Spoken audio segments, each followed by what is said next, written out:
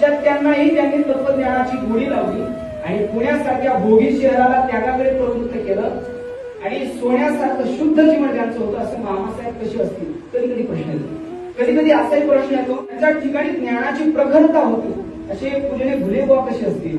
कधी कधी असाही प्रश्न येतो की देह ठेवल्यानंतर सुद्धा त्यांच्या मस्तिष्कावर रामकृष्ण हरी उमटावत असे निकम बाबा कसे असतील.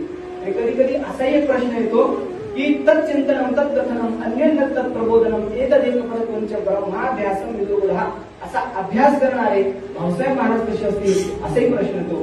कधी कधी असा प्रश्न येतो की महाराष्ट्रभर या वारकरी शिक्षण संस्थेचं बांधकाम पूर्ण करण्याकरता महाराष्ट्रभर फिरून समाजाला एक करून पूर्ण महाराष्ट्रातून पैसा गोळा करून या संपूर्ण वारकरी शिक्षण संस्थेची स्थापना बांधणी नवीन इमारतीची बांधणी ज्यांनी केली किंवा वास्तविक निष्कलंकित जीवन जगून ज्यांनी आपला मोठेपणा सिद्ध केला असे मोठे बाबा कसे असतात.